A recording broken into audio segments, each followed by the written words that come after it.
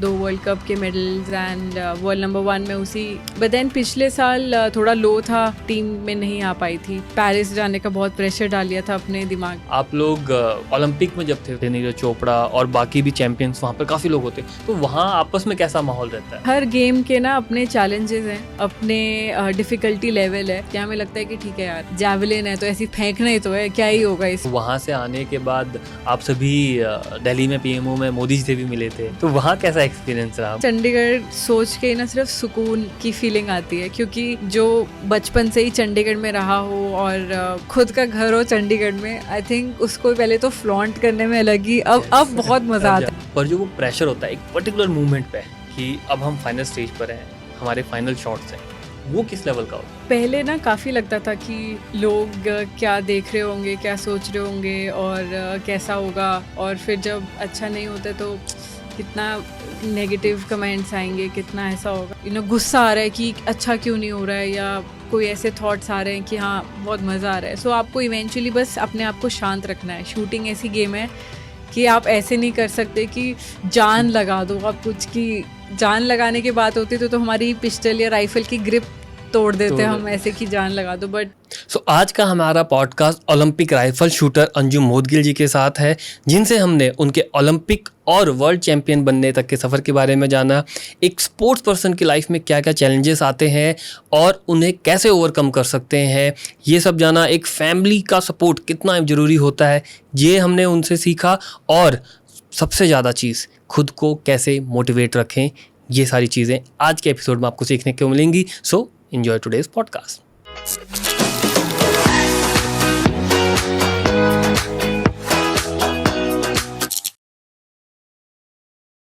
Anjum ji, welcome to the Curious Bytes with Sanwal.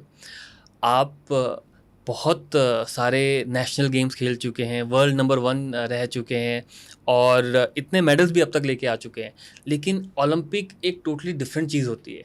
तो वहाँ के जब आप स्टेज में एंटर करते हो, कैसी फीलिंग आती है, और जब ये भी मन में हो कि पूरा देश देख रहा है?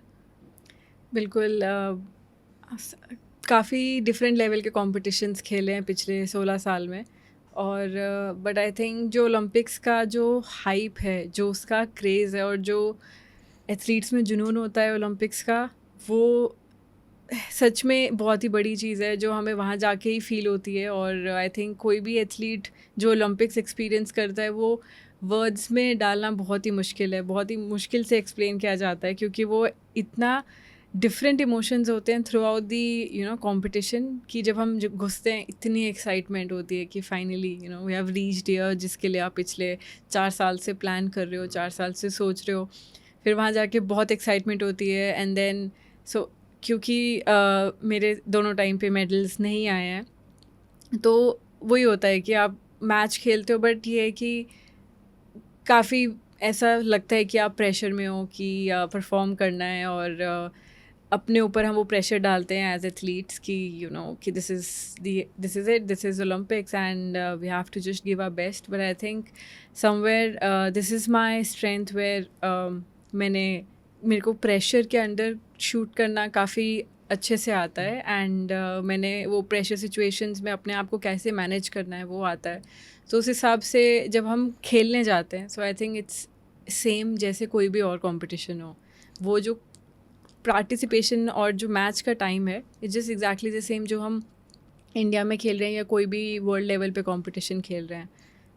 It's exactly the same, but वही उसके पहले और बाद की फीलिंग्स बहुत अलग है। क्योंकि अब क्या है, पूरा देश जो है वो हर ओलंपिक के स्पोर्ट्स को फॉलो करता है, देखता है। पहले तो ये था एक आधी चीज़ें ही देखी जाती थी, लेकिन अब हर टाइप का स्पोर्ट्स, हर चीज़ फॉलो होती है। तो उस टाइम जब आप अपने एम पर भी टारगेट कर रहे होते हो, तो दिमाग में, माइंड में क्या चल रहा होता है कि यार पूरे देश की उम्मीदें हैं, तो कैसा माइंड आपका चलता है उस टाइम? बिल्कुल, पहले ना काफ़ी लगता था कि लोग क्या देख रहे होंगे, क्या सोच रहे होंगे और कैसा होगा, और फिर जब अच्छा नहीं होता तो कितना नेगेटिव कमेंट्स आएंगे, कितना ऐसा होगा। पर आई थिंक उस टाइम पे अपने आप को मैनेज करने के लिए बेस्ट चीज़ यही है कि आप ये देखो कि आप अपने लिए खेल रहे हो। हमने अपने लिए शुरू करी थी, लोग तब ज़्यादा हैं जब आप जीत रहे हो, और वो मेनली ओलंपिक्स अब फॉलो करते हैं, क्योंकि शूटिंग ऐसी गेम है जो ज़्यादा लोग वैसे 4 साल में नहीं फॉलो करेंगे, बट सिर्फ ओलंपिक्स में फॉलो करते हैं। राइट। फिर अपने आप से बात करने के लिए हम ये समझाते हैं कि ठीक है, बहुत अच्छा है कि हमारी गेम को इतना सोशल मीडिया और मीडिया के थ्रू इतना ब्रॉडकास्टिंग हो रही है, but at the same time for an athlete हमारे लिए ये होता है कि ठीक है, we are playing for ourselves, for our country. जो मैंने करना है वो अपने लिए और अपने देश के लिए करना है, एंड एक्सपेक्टेशंस या नेगेटिविटी को हम अपने ऊपर इफ़ेक्ट ना होने दें। एंड बस हमारा यही प्लान रहता है, और हम इसी के थ्रू इसी पे काम, अपनी ट्रेनिंग में भी इसी चीज़ पे काम करते हैं, और फिर मैच में भी यही फोकस करते हैं। पर जो वो प्रेशर होता है एक पर्टिकुलर मूवमेंट पे कि अब हम फाइनल स्टेज पर हैं, हमारे फाइनल शॉट्स हैं, वो किस लेवल का होता है? काफ़ी हाई, मतलब हमारी हार्ट बीट एनीवेयर अराउंड 90 से अबव 120 तक तो बहुत ही नॉर्मल ये होती है हमारी, कि हाँ रेगुलर उसी पे होती है। बट और वो जो लास्ट शॉट का वो होता है कि आपको नहीं पता है कि रिजल्ट्स कैसे चल रहे हैं बाकियों के, आपका ध्यान होता है कि पता नहीं इस शॉट पे मैं फाइनल्स के अंदर आऊँगी, क्या पता इस शॉट की वजह से अगर ये शॉट ख़राब हुआ तो फाइनल्स के बाहर आ जाएगा। सो थॉट्स काफ़ी आते हैं, बट आई थिंक जो हमारी ट्रेनिंग, हम मेंटल ट्रेनिंग करते हैं और टेक्निकल ट्रेनिंग करते हैं, उसमें हम इन चीज़ों पे ही काम करते हैं कि हर सिनेरियो को हम अपनी ट्रेनिंग में डालें, कि अगर कोई शॉट ऐसा ख़राब जाए तो क्या करना है, अगर कोई आसपास डिस्टर्बेंस है तो क्या करना है। सो आई थिंक ये पूरा प्लानिंग के साथ जब ट्रेनिंग होती है, तो फिर हम उस मौके पे जब होते हैं, जब हम कंपटीशन में, तो हम इन चीज़ों पे काम करने की वजह से वो हमारे लिए ईजी हो जाता है। तो हम उसमें अपने आप को बहुत अच्छे से मैनेज करके, and then we just focus on a breath and just keep going. तो दूसरों के स्कोर बोर्ड वगैरह कुछ नहीं उस टाइम आइडिया होता नहीं क्या चल रहा नहीं, होता है? जब हम अपनी लेन पे शूटिंग कर रहे हैं, सो ये बहुत ही इंडिविजुअल स्पोर्ट है। उसमें से ऐसा है कि अगर 50 लोग शूट कर रहे हैं, तो उसमें से जिसने टॉप 8 मारे स्कोर्स, वो ऑटोमेटिकली फाइनल्स में आ जाते हैं। बट हम जब शूट कर रहे हैं तो वो स्क्रीन्स हो सकती है हमारे पास हो, पर हम अवॉइड करते हैं वो देखना। मैंने एक वीडियो भी इंटरनेट में देखी जो बहुत वायरल हो रही है, जो जिसमें दिखा रहे थे कि जो एक्चुअल में आपका एम होता है, जहां आपको टारगेट करना होता है, वो बहुत छोटा होता है, लेकिन जब हम टीवी में देख रहे होते हैं हमें ऐसा लगता है यार वो तो काफ़ी बड़ा है, इजी होता होगा। तो कितना छोटा होता है वो? सो मैं 50 मीटर पे राइफ़ल चलाती हूँ, एंड 50 मीटर्स ओपन होती है, एंड वहाँ पे हवा, बारिश, सबका असर काफ़ी ज़्यादा होता है हमारी बुलेट्स के ऊपर। एंड हमारी .22 की बुलेट्स हैं जो 50 मीटर्स पे टारगेट है। तो वो एक इलेक्ट्रॉनिक टारगेट है, जिसका जो 10 है वो आप लगा लो एक पेन जितना मोटा होता है, लाइक डायामीटर है जितना पेन का, पतले पेन का उतना होता है। सो हमें उस पे गोली चलानी है 50 मीटर से। एंड जो हमारी राइफल्स हैं उस पे कोई टेलीस्कोप या स्कोप नहीं लगा होता। So it's just like a point, हमें एक डॉट दिखता है और हमें बस अपनी राइफल को बैलेंस करके, स्टेबल करके उस पर चलाना है। So there is no magnifying glass और देर इज़ नो मॉनिटर है कि जब हमने शॉट चलाया तो उस पर दिखेगा कि हाँ यहाँ लगा है, but that's only for a depiction, like this is your score. It's because पहले इलेक्ट्रॉनिक नहीं होते थे, पहले पेपर टारगेट्स होते थे, सो हम पेपर्स वापस मंगवा के चेक करते थे कि बुलेट कहाँ लगी है। बट अभी इलेक्ट्रॉनिक सिस्टम हो गया है, सो हमारे पास स्क्रीन है जिस पे हमें दिखता है बुलेट कहाँ लगी है। बट या 10 द शॉट्स जहाँ पे हमें 10 मारना है, that is very small. And 10 metres जो राइफल है इंडोर होती है, जो आजकल जिसमें अभिनव भैया ने मेडल जीता था, उसका जो 10 है दैट इज़ लाइक जो एक सेफ्टी पिन होता है, या एक लगा लो जो पेपर पेन होता है उसका जो हेड होता है उतना, लाइक जस्ट अ डॉट।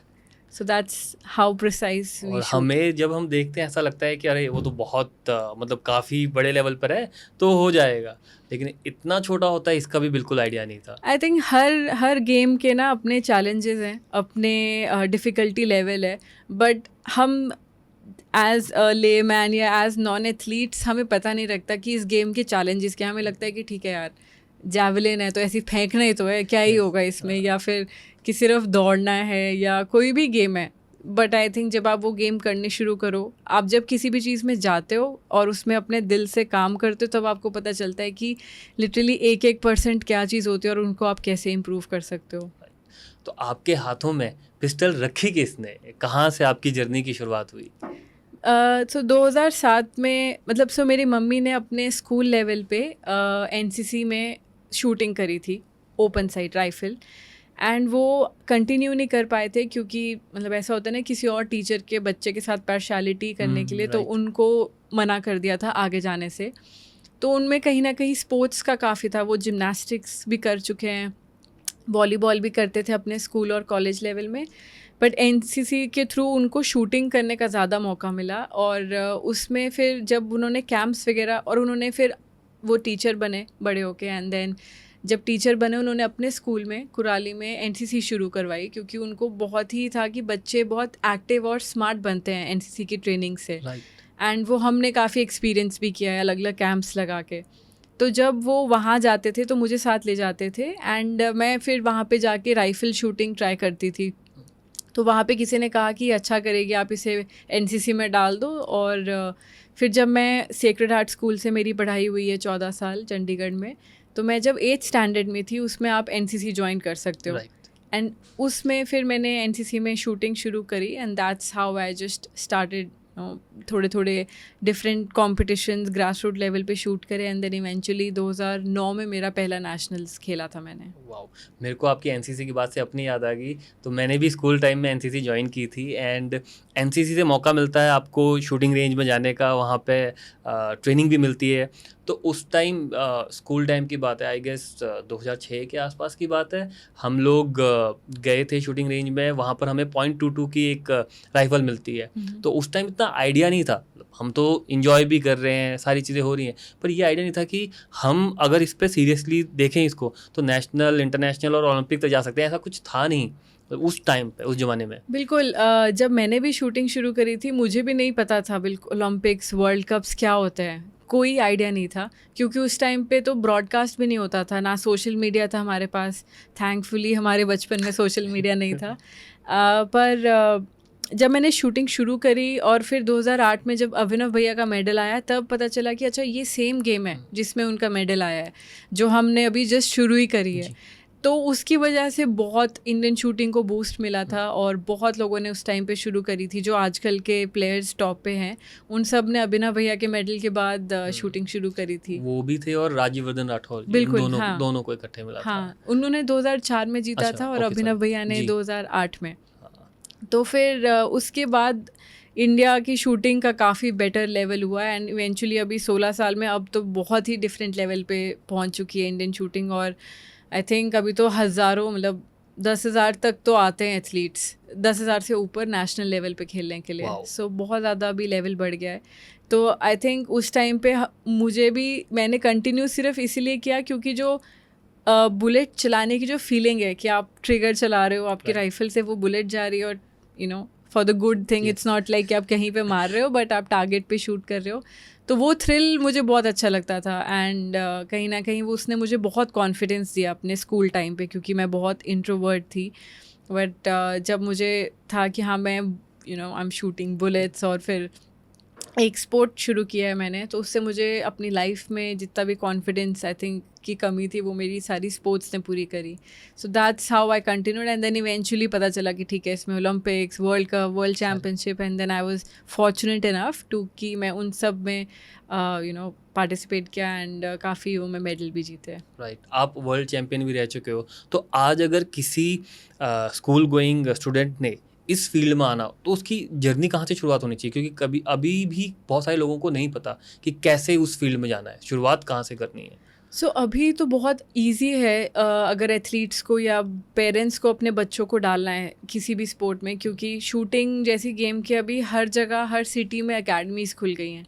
हमारे टाइम पे सिर्फ एनसीसी था या आर्मी जिसमें आपको वेपन एमुनिशन मिलता था, और ख़ुद का लेना तो बहुत एक्सपेंसिव था पहले। पर अभी एकेडमीज़ वालों के वेपन और एमुनिशन है, आप जाओ बच्चों को शूटिंग ट्राई करवाओ, थोड़ी दिन क्लासेस लो, अगर बच्चे का इंटरेस्ट है then you can just continue. So I think all thanks to people जो अभी अकेडमीज चला रहे हैं डिफरेंट सिटीज़ में, so they can just it's a very good place कि जहाँ पे पेरेंट्स अपने बच्चों को लेके जाएं और ये गेम ट्राई करवाएं, क्योंकि ये एक ऐसी गेम है जब तक आप ट्राई नहीं करते आपको पता ही नहीं चलता कि इसके लेवल क्या है इस गेम का।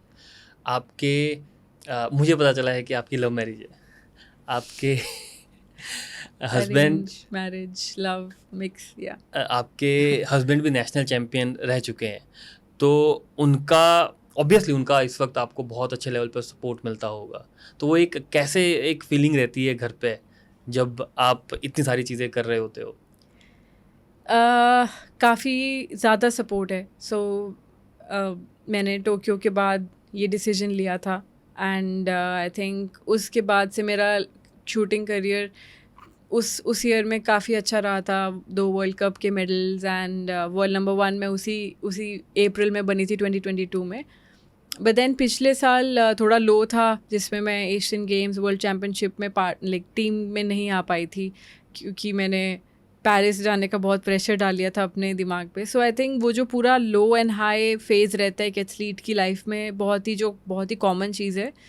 उस टाइम पे एक ऐसे पार्टनर जिन्होंने अपना करियर एक एज एन एथलीट एक्सपीरियंस किया है, उसके बाद इंजरी वाला फेज़ उन्होंने एक्सपीरियंस किया है, जो उनके लिए बहुत ही हार्ड था, क्योंकि वो इतने पैशनेट है स्पोर्ट्स को लेके, बट इंजरी की वजह से आप कर नहीं पाते हो। तो आप अपने आप के लिए बहुत मेंटल स्ट्रेंथ चाहिए अपने आप को संभाल के रखने के लिए। तो उस टाइम पे उनका ये वाला एक्सपीरियंस, और फिर अभी वो कोचिंग में है जिसमें वो जूनियर सीनियर दोनों एथलीट्स के साथ कोचिंग में है, तो वो सारा एक्सपीरियंस मुझे बहुत काम आता है। एंड आई थिंक मेरे लिए बहुत ईजी हो गया life after getting married, because it's just someone there who truly and 100% understands what I'm going through mentally, physically. So इसलिए I would say it was the best decision at the right time for me. क्योंकि same field से ही है, तो हर छोटी से छोटी चीज़ वो समझ सकते हैं। हाँ जी। तो चैलेंजेस जो आते हैं बिल्कुल डिफरेंट टाइप के आते होंगे। आप एज ए एथलीट जब आप अपने आप को देखते हो तो किस टाइप के चैलेंजेस आते हैं? तो जब मैंने शूटिंग शुरू करी थी, सबसे बड़ा चैलेंज ये था कि वही करनी कहाँ पे है, एंड थैंकफुली एनसीसी में मैंने कर पाई। बट उसके बाद वो भी कुछ साल तक ही आपको वेपन और एमुनिशन और इक्विपमेंट दे सकते हैं। उस टाइम तक हम 5 जने थे जो सेम राइफ़ल यूज़ करते थे, और सेम किट 5 जने यूज़ करते थे। एक राइफल पे 5 लोग? हाँ, क्योंकि बहुत सारे लोग होते थे और एनसीसी वालों के पास भी लिमिटेड स्टॉक है। सो हमने कम से कम 3-4 साल मैंने उन्हीं की वही राइफ़ल यूज़ करी, एंड देन एक किट जो हमने बहुत साल कॉमनली बहुत शूटर्स ने यूज़ करी। तो कहीं ना कहीं वो एक आई वुड से एक चैलेंज था, बट मैं उसको बहुत ही पॉजिटिवली लेती हूँ, क्योंकि मैं अब जो भी मेरे पास इक्विपमेंट है खुद का, उस टाइम पे एक राइफ़ल पे 4-5 लोग थे, अब मेरे पास 4-5 राइफ़ल है। सो जो ये जर्नी रही है ना 16 साल की, उस लेवल से शुरू होके अभी यहाँ तक, उसकी वजह से ना मुझे जो भी चीज़ नहीं मिलती है या जो भी इक्विपमेंट मैं खुद लेती हूँ, मैं बहुत ही ग्रेटफुल हूँ उन चीज़ों के लिए, क्योंकि हमें बहुत इजीली नहीं मिला है वो सब। बहुत ही संघर्ष तो नहीं, बट आई थिंक एक जर्नी रही है थोड़ी लो से एंड देन इवेंचुअली हाई आने में। सो तो इसलिए हम बहुत ग्रेटफुल हैं कि अब मेरे पास जो चाहिए अब मैं इजीली ले सकती हूँ। अब स्पॉन्सर्स हैं, बहुत सारे लोग हैं जो हमें सपोर्ट करते हैं फाइनेंशियली।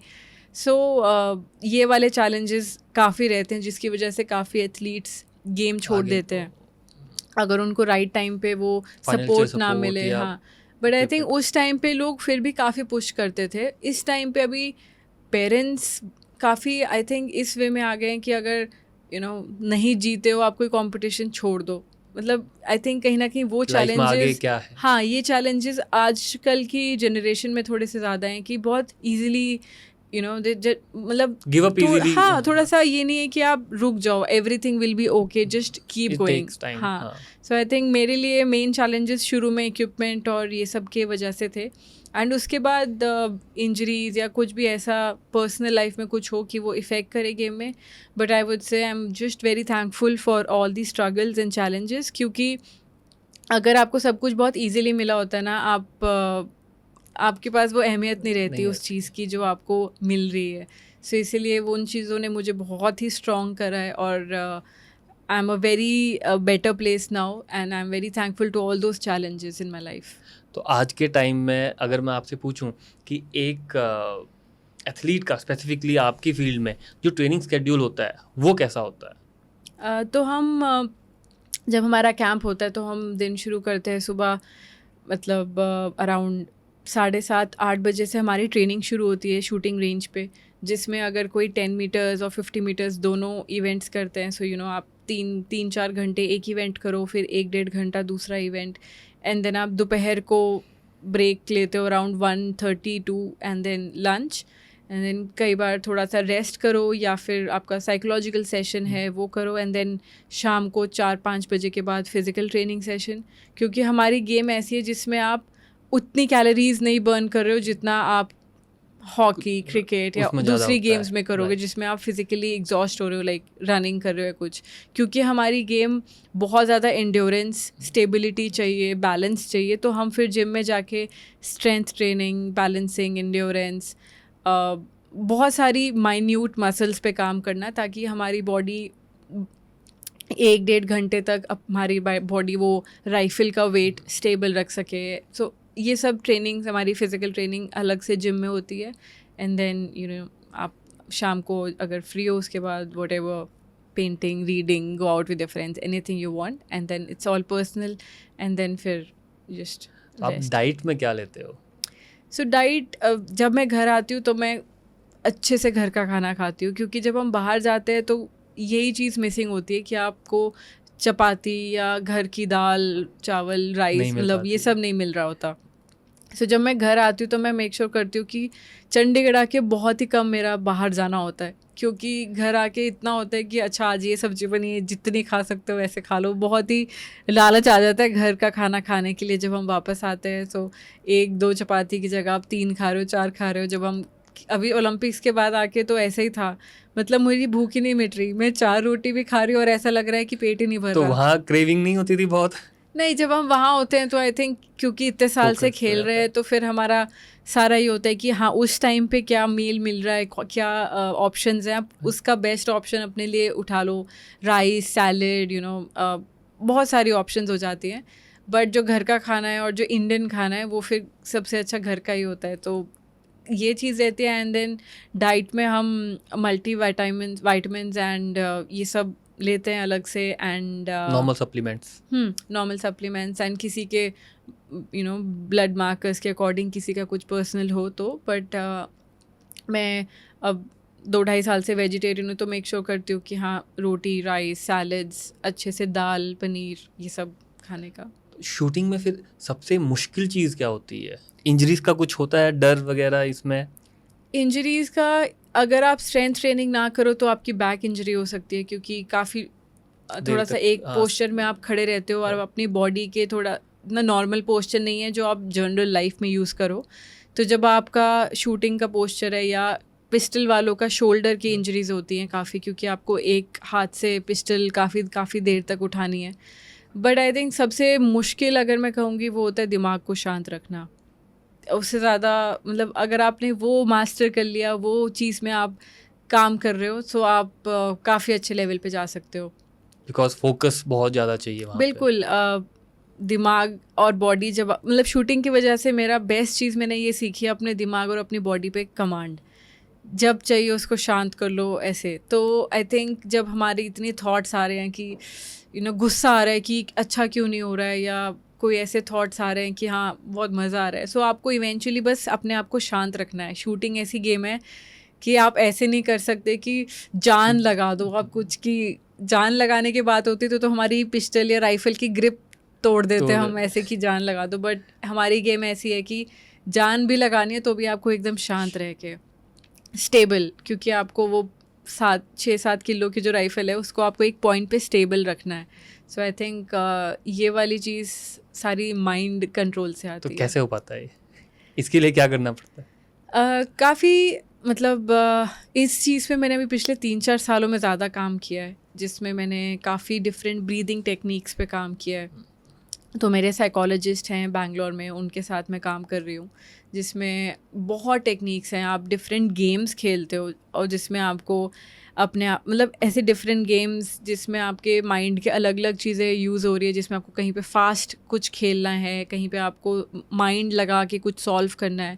सो ऐसी ऐसी गेम्स होती हैं, फिर different breathing techniques, and then gym में बहुत सारी एक्सरसाइजेज हैं जिसमें आपको लिटरली जब तक आपका माइंड शांत और कंट्रोल नहीं है आप वो बैलेंसिंग नहीं कर पाओगे, अपनी स्टेबिलिटी के लिए मसल्स पे जो काम करना है। So it's overall development.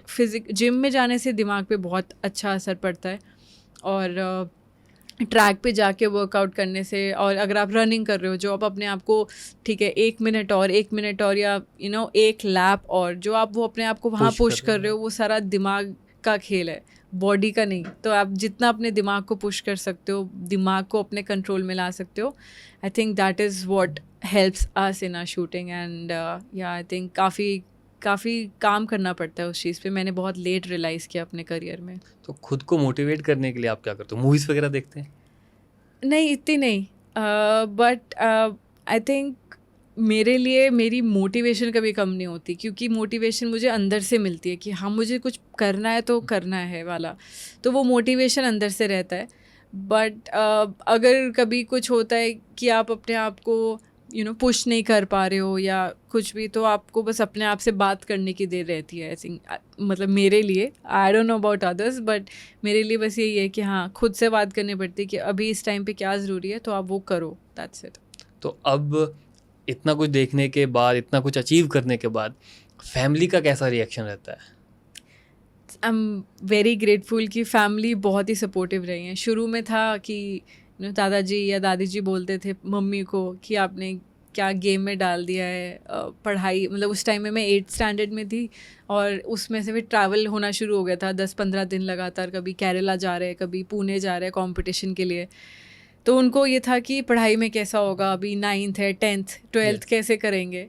तो मेरा बस वही था कि स्कूल में कभी इतने हाई मार्क्स नहीं आए, क्योंकि मैं बहुत ही स्पोर्ट्स ओरिएंटेड या कुछ भी ऐसा को करिकुलर या आर्ट एंड क्राफ्ट में ज़्यादा ध्यान था मेरा। बट 10th में मैंने हम ट्रैवल करते थे, मैं केरला से एक एक दिन करके ऐसे मैच भी खेल रही हूँ और यहाँ पे अपने पेपर देने भी आ रही हूँ, इवन इन बोर्ड्स के ऐसे ही था। बट थैंकफुली उस टाइम पे मेरे काफ़ी अच्छे मार्क्स आ गए 10th और 12th में। एंड उससे मेरे दादाजी और दादी जी ऐसे थे कि चलो ठीक है, आई मीन क्योंकि फोकस और कंसंट्रेशन तो बढ़ता ही है गेम से, तो वो फिर मुझे मेरी पढ़ाई में भी काम आया। And then everyone was like okay continue, तो मेडल भी आने लगे और वो सब खुश रहे। तो वहाँ से एक अच्छा सपोर्ट मिलना स्टार्ट हो गया था। हाँ, सो बस वही चैलेंज था जिसमें थोड़ा सा उनको था कि पढ़ाई कैसे मैनेज होएगी, बट अगर आपको कुछ भी मैनेज करना है, आप अपनी गेम के साथ मैनेज कर सकते हो। ये फिर मैंने ये देखा ग्रेजुएशन में, फिर मैंने मास्टर्स करी स्पोर्ट्स साइकोलॉजी में, इसीलिए कि कहीं ना कहीं वो मुझे मेरी गेम में भी हेल्प करेगा और मेरी उस चीज़ की पढ़ाई भी लाइफ में भी मुझे हेल्प करेगी। सो तो वो आप मैंने किया। बहुत अच्छे पेंटर भी हैं, आपने बहुत सारी पेंटिंग्स बना के सेल भी की है। जी, तो वो स्कूल टाइम से ही था कि वो धीरे धीरे इंटरेस्ट अपने आप बन गया? स्कूल टाइम में था, कुछ भी आर्ट एंड क्राफ्ट्स का सारे स्टूडेंट्स मुझसे करवाते थे कि ये कर दो जल्दी जल्दी ऐसे करके। अपनी बट असाइनमेंट दूसरों को पकड़ा देते? हाँ, और घर में भाई करवाते हैं अपने Right. असाइनमेंट, और स्कूल में बाकी फ्रेंड्स करवाते थे। तो मेनली शुरू हुआ था जब मैं जूनियर थी, एंड देन हम शूटिंग रेंज से वापस आते थे, तो कोई फ़ोन पे है, कोई टीवी पे है, ऐसे करके। पर मुझे होता था कि ये टाइम नहीं वेस्ट करना है ऐसे करके, तो मैं पेंट्स और पेंट ब्रश अपने साथ रखती थी। तो किसी की भी कोई प्लेन टी शर्ट है वो दे देते थे, तो मैं उसमें कुछ ना कुछ बना के उनको दे देती थी, और मेरा अच्छा टाइम स्पेंड होता था, और उन लोगों को ऐसी टी शर्ट मिल रही है पेंट होके। ऐसे मेरा वो शुरू हुआ था 2012-13 में ये। बट 2016 में जब एक शूटर्स कैफ़े खोला था अंकुश ने, तो उन्होंने मुझे स्पेस दे दिया था कि आपको जो पेंट करना है, कोई भी पेंटिंग्स आप यहाँ पे लगाओ। उसके बाद से फिर काफ़ी मीडिया में आने शुरू हुई मेरी art works and paintings, and eventually फिर उसकी वजह से मेरा आर्ट का लेवल भी बहुत बेटर हुआ। एंड आई थिंक उसके बाद फिर कोविड में मैंने काफ़ी पेंटिंग्स बनाई, क्योंकि टाइम बहुत था अच्छा, एंड मैंने काफ़ी पेंटिंग्स बनाई एंड देन उनको डोनेट किया। और फिर 1-2 NGO हैं चंडीगढ़ में जो उस टाइम पे वर्कर्स को सपोर्ट कर रहे थे, क्योंकि उनको खाने का, ट्रैवल का काफ़ी कुछ इशू नहीं आ होता गया था ये। कोविड में। सो फिर मैंने अपनी पेंटिंग सेल ऑफ करके, डायरीज पेंट करके सेल ऑफ करके वो सारी डोनेशन में करी कि घर पे बैठ के आप कुछ अच्छा करो किसी के लिए। तो मेरा बस वही था, and yeah so that's how it started, and ऐसा ही जा रहा है। And then now I just use that time and paintings to calm down and just express myself. तो कितना अभी भी पेंटिंग रेगुलर बेस पे कर ही हाँ रहे हैं जी, आप अभी बस रेगुलरली? कल ही कर रही थी मैं। अच्छा। क्योंकि अभी घर पे है ना, तो या नाइस। आप लोग ओलंपिक में जब थे तो वहाँ पे साथ में इतने सारे नीरज जी वहाँ पे थे, नीरज चोपड़ा और बाकी भी चैंपियंस वहाँ पे काफ़ी लोग होते, तो वहाँ आपस में कैसा माहौल रहता है सबका? तो टोक्यो में मैं इन सब से मिली थी, जो हमारे इंडिया के बाकी स्पोर्ट्स के और इवन वर्ल्ड के जो बाकी, जैसे मुझे लॉन टेनिस का शौक है तो नोवाक जोकोविच, एंडी मुरे, ये सब घूम रहे हैं वहाँ पे। तो बहुत ही मतलब ऐसा लगता है कि वाओ, कि हम भी इन्हीं के लेवल वाला कंपटीशन खेलने आए हैं। तो काफ़ी अच्छा लगता है जब आप आप किसी को इतने टाइम से फॉलो करते हो, स्पेशली दूसरी गेम्स के, जैसे मैं लॉन टेनिस फॉलो कर रही थी, एंड देन ऑब्वियसली हम नीरज और बहुत सारे, Indian hockey was there, everyone is there. But इस टाइम पेरिस में हम shooting was 3 hours away from Paris, तो हमारी अलग विलेज थी, हम उस विलेज में थे ही नहीं। बट जब हमें मौका मिला था 2-3 बार वहाँ जाने का, तो हम मिले थे। बहुत अच्छा लगता है सारी गेम्स वाले एथलीट से मिलने में। Who is your favourite? Many actually, तो मेरा यही है कि आप, मेरे को बहुत अच्छा लगता है, कईयों की जर्नी इतनी इंटरेस्टिंग लगती है एथलीट्स की, और कई एथलीट्स को आप पर्सनली जानते हो जिनके लाइफ में कुछ लोज रहते हैं, बट वो उसको जब पुश करके फॉरवर्ड आते हैं, वापस कम बैक करते हैं। मुझे वो लोग बहुत पसंद आते हैं, जो ऐसे कुछ डिफ़िकल्टीज़ या पर्सनल लाइफ या कुछ भी इश्यूज़ से, क्रिटिसिज्म से बाहर निकल के कम बैक करते हैं। तो उस हिसाब से मेरे बहुत आइडल्स हैं और उनसे मुझे बहुत कुछ सीखने को मिलता है। वही चीज़ें खुद को इंस्पायर भी करती हो, जैसा आपने कहा सेल्फ ड्रिवन, तो वो Yeah. चीज़ें खुद ही अंदर आ जाती है कि नहीं यार, उन्होंने वो सारी चीज़ें वैसे की हैं, तो हम बिल्कुल। तो इतना सब कुछ होने के बाद भी आई आगे बढ़ थिंक सकते हैं। एथलेटिक्स, लाइक स्पोर्ट्स में आप हर किसी की जर्नी से कुछ ना कुछ सीख सकते हो। सो इसीलिए मुझे सीनियर्स, जूनियर्स, सबसे कुछ ना कुछ बहुत सीखने को मिलता है, और मैं बस होता है कि हाँ, जितना मैं उनसे सीख सकूँ मैं सीखूँ। तो वहाँ से आने के बाद आप सभी दिल्ली में पीएमओ में मोदी जी से भी मिले थे, जी, मैंने आपकी वीडियो भी देखी थी, तो वहाँ कैसा एक्सपीरियंस रहा मोदी जी से मिलके? अच्छा रहता है। इस बार का इंटरेक्शन तो बहुत ही फ़न था, मतलब उन्होंने इतने अच्छे से इंटरेक्ट किया। पर्सनली वो सबका थोड़ा बहुत जानते हैं कि किसका right. कैसा परफॉर्मेंस रहा। एंड सबसे अच्छी चीज़ ये रहती है कि वहाँ जाके इस बार जो मुझे फ़ील हुआ, काफ़ी इवेंट्स में ऐसा होता है कि जब आपने मेडल नहीं जीता है तो आपको ऐसे साइड लाइन कर देते हैं, एंड देन जिन्होंने मेडल जीता है ऑब्वियसली उनके लिए huge respect and very much like होना चाहिए वो हाइप। बट जिन्होंने नहीं जीता, ऐसा नहीं है कि उन्होंने उतनी मेहनत नहीं करी।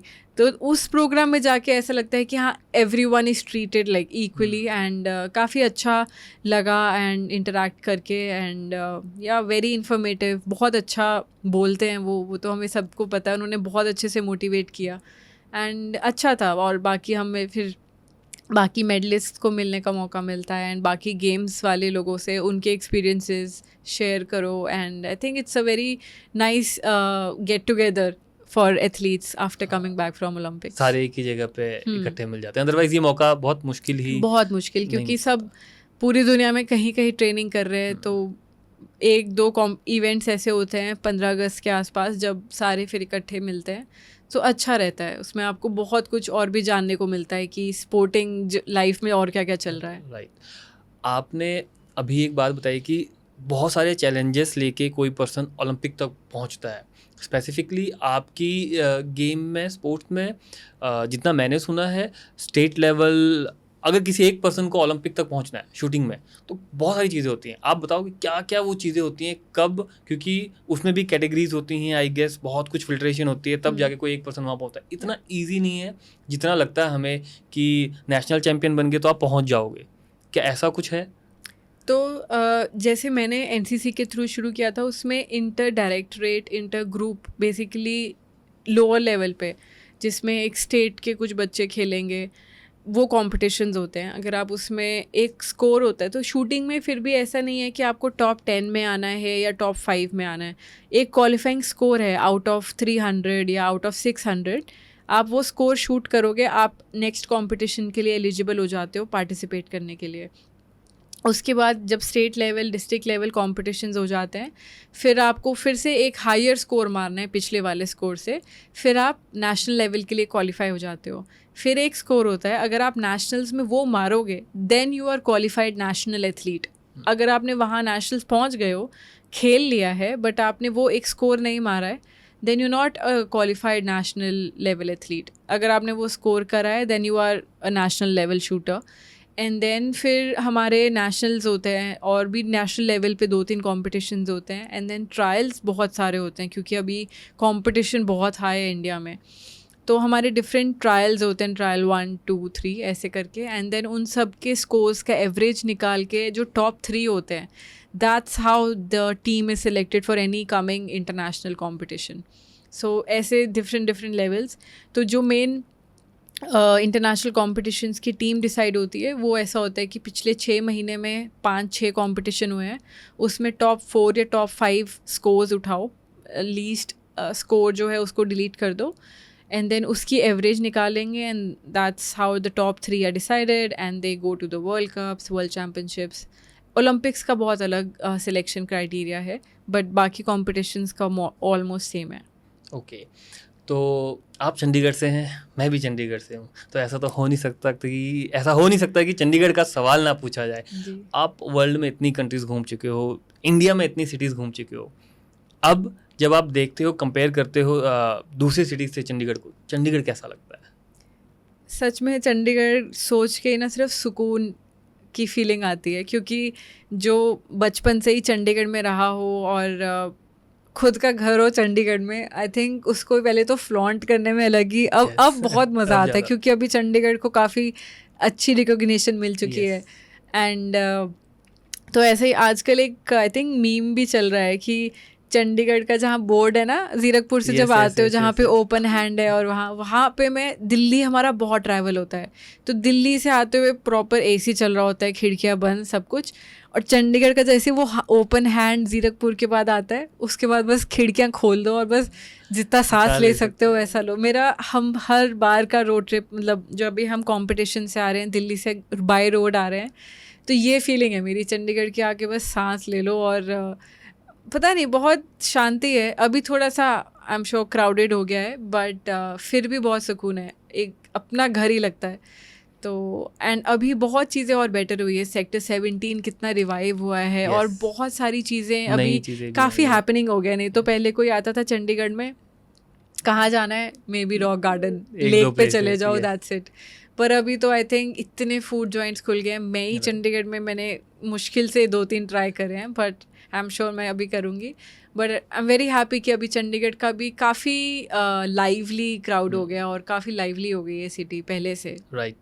अब आप चंडीगढ़ से हैं, मनु भाकर वो भी यहीं से निकले हैं, नीरज चोपड़ा हो गए और आई गेस सरबजोत, आप सभी DAV 10 से निकले हैं। तो चंडीगढ़ के DAV 10 में ऐसा क्या है कि इतने सारे ओलंपिक्स एथलीट वहाँ से निकल रहे हैं? आई थिंक जो स्टाफ है वहाँ पे, सो हमारे जितने भी शूटिंग के हैं उसमें मेन मानसर हैं, अमरिंदर मानसर, जो फिज़िकल एजुकेशन में हाई परफॉर्म लाइक वो क्या होता है, सॉरी, डिपार्टमेंट के हेड है। Okay, HOD। हाँ, HOD, सॉरी, हम वो हमारी स्पोर्ट्स में हाई परफॉर्मेंस डायरेक्टर है ना दिमाग में। सो वो स्पोर्ट्स के HOD हैं, मतलब यहाँ पे DAV में। तो उन्होंने बहुत सपोर्ट किया है। आई थिंक उन्होंने सब एथलीट्स को बुलाते हैं वो कि आप DAV में क्या क्या आपको अपॉर्चुनिटीज़ मिलती हैं। सो मुझे याद है 2012 में मेरी 12th पास करी थी मैंने, तो उन्होंने वहाँ पे उस टाइम और भी 2-3 शूटर्स थे, तो उन्होंने मुझे बताया कि आप यहाँ आओ, आप गेम खेलो, ऐसा कंपल्शन नहीं है कि आपको अटेंडेंस के लिए आना है। सबसे ज़रूरी तो एथलीट्स को यही चाहिए कि आपको ये सपोर्ट मिल जाए अब कि आपको अटेंडेंस की प्रेशर ना हो। और जब हमें एग्ज़ाम्स करने हैं तो पंजाब यूनिवर्सिटी ने बहुत सपोर्ट किया, आपको एग्ज़ाम्स के टाइम पे आप कहीं खेलने गए हो, अब बाद में आके एग्ज़ाम्स दे दो। आई थिंक क्योंकि हम DAV के सारे main exams obviously Punjab university के अंडर आते हैं, तो यूनिवर्सिटी बहुत हेल्पफुल रही है और कॉलेज के प्रिंसिपल और जो स्टाफ है। तो मैंने साइकोलॉजी पढ़ी है, तो मेरा फेवरेट जो स्टाफ है वो स्पोर्ट्स साइकोलॉजी और साइकोलॉजी डिपार्टमेंट जो है DAV के। सो आई थिंक उनकी जो सपोर्ट है वो दिखती, मतलब वो आप बहुत अच्छे से फील कर पाते हो जब आपको अपनी एजुकेशनल इंस्टीट्यूशन से इतना सपोर्ट और आपको फंड, लाइक आपको पैसे भी मिलते हैं, rewards when you win a medal, और आपको ऐसे नॉर्मल TADA जो कहते हैं कि खर्चा नॉर्मल, वो भी देते हैं वो। सो आई थिंक इसलिए आपको कहीं ना कहीं जब गेम्स में फोकस करना है, आपको आपके बैकग्राउंड, लाइक आपका घर सही होना चाहिए और आपका पढ़ाई, तो पढ़ाई वाली जगह से जब इतनी सपोर्ट मिलती है, सो आई थिंक इसीलिए इतने शूटर्स वहाँ से प्रेफर specifically करते हैं कि निकल हाँ रहे वो और भी गेम्स में कि वो DAV से करे। अभी वहाँ पे तो शूटिंग रेंज भी है, Right. So I think that is the reason why DAV। क्योंकि मेरे मन में बार बार ये आ रहा था कि सिर्फ वहीं से क्यों, बाकी इतने सारे भी वहाँ से क्यों नहीं निकल रहे, चंडीगढ़ से निकल रहे हैं और वहाँ भी स्पेसिफिकली सिर्फ DAV से ही। So yeah, I think it's all a very positive environment for athletes. I think that is what athletes want, and इसीलिए सब ने फिर चूज़ किया मोस्टली कि वो फिर यहीं से पढ़े, नॉर्थ इंडिया वाले। तो आप वर्ल्ड चैंपियन नंबर 1 रह चुके हैं, अर्जुन अवार्ड आपको मिल चुका है, अब आगे क्या एम लेके चल रहे हैं? अब पता नहीं, हर कंपटीशन खेल के आते हैं ना, ऐसा लगता है कि अभी तो जर्नी शुरू हुई है, अभी क्या जीत चुके हैं वो ज़्यादा दिमाग में चलता नहीं है। एंड अभी जस्ट ओलंपिक्स ख़त्म हुआ है तो काफ़ी कुछ सीखने को मिला है, काफ़ी फिर से ऐसा होता है कि हाँ ये नहीं करना चाहिए या ये करना चाहिए था। तो अभी बस यही है कि अपने आप को वापस से ऐसे लेवल पे आना है कि हाँ दोबारा वर्ल्ड नंबर 1 बनना है। वो मेरे लिए आई थिंक एक टास्क है। तो अभी मेरे 2 मेडल रहते हैं मेरे करियर के, एक एशियन गेम्स का रहता है और एक ओलंपिक्स का रहता है, वर्ल्ड कप्स, वर्ल्ड चैम्पियनशिप में इंडिया के विमेन के है ही नहीं मेडल, सो शूटिंग में, सो इसीलिए वो जीता था तो बहुत अच्छा लगा था। कॉमनवेल्थ गेम्स का मेडल है, बट एशियन गेम्स और ओलंपिक्स में मेडल जीतना है तो उसके लिए जो भी मेहनत करूँगी मैं, और बीच में और भी कॉम्पिटिशन्स हैं, बट आई थिंक मेरे लिए वही है अपने आप को जितना फिट करके मैं आगे खेलूं। एंड मेरा मेन फोकस यही रहता है कि मज़ा आना चाहिए गेम खेलने में। राइट, हमारे लिए आप फिर भी चैम्पियन ही हैं और देश को वहाँ जब रिप्रेजेंट करते हैं तो एक आता है कि यार वहाँ तक भी पहुँचना बहुत बड़ी चीज़ रहती है। तो आई विश कि नेक्स्ट टाइम के ओलंपिक में आपका वो मेडल भी पूरा हो जाए, प्लस जो दूसरा मेडल आप कह रहे हैं वो भी आपको मिल जाए। Thank you. और फाइनली मैं आपको एक छोटा सा हमारी तरफ से टोकन ऑफ लव देना चाहूँगा। ये हमारा अपना एक इन हाउस ब्रांड है, एक वॉच ब्रांड, ये आपके लिए। Thank you. Thank you. And I guess is the end of the podcast. तो thank you so much. I hope आपको अच्छा लगा हो और कुछ ऑडियंस को कहना चाहेंगे आप? सो मेरी मतलब अपनी जर्नी के एक्सपीरियंस से ही मैं ये बोलना चाहूँगी कि नो मैटर कितना अप्स एंड डाउन्स होते हैं और कितना क्रिटिसिज्म होता है, क्योंकि हमें बहुत एक्सपीरियंस करने को मिला था टोक्यो के बाद। और जब आप मेडल नहीं जीतते हो, आई थिंक काफ़ी लोग होते हैं जो होते हैं कि हाँ इन्हें ये करना चाहिए, ये नहीं करना चाहिए, but the most important part to just keep going is to believe in yourself. I think आपको पता है कि आपके घर वाले हैं आपके साथ और आप हो, आपका दिमाग और आपकी बॉडी आपके साथ फिट है, तो उसी चीज़ पे काम करते रहो। जो नेगेटिव कमेंट्स हैं या कुछ भी आसपास ऐसी चीज़ें हैं जो चैलेंजेस हैं, वो अपने आप धीरे धीरे हटती रहेंगी जब आप अपने ऊपर काम करके अपने आप से खुश रहोगे। और आई थिंक जो भी आसपास के चैलेंजेस हैं या आपकी स्पोर्ट्स में आपका कंपटीशन बढ़ रहा है, आई थिंक वो कंपटीशन सिर्फ आपको अपनी लिमिट्स ब्रेक करके और बेटर करने के लिए मोटिवेट कर रहा है। So I think just accept everything positively and just keep going and enjoy as much as you can. Thank you. Thank you so much. Thank you you for coming. Thank you. We hope आपको आज का episode पसंद आया हो और उनकी life से कुछ ना कुछ सीखने को ज़रूर मिला हो। कमेंट करके ज़रूर बताएं आपको कौन सी बातें बहुत अच्छी लगी और कौन से पॉइंट्स ऐसे लगे जिनको आपको लगता है कि आप अपनी लाइफ में इम्प्लीमेंट कर सकते हैं। और ये भी ज़रूर बताएं कि किन गेस्ट को आप हमारे पॉडकास्ट में देखना चाहेंगे। And in the end don't forget to subscribe, क्योंकि आपके सब्सक्राइब करने से हमें भी एक मोटिवेशन मिलती है, हम भी और इंस्पायर होते हैं नए नए पॉडकास्ट और नए नए कंटेंट बनाने के लिए। Thank you.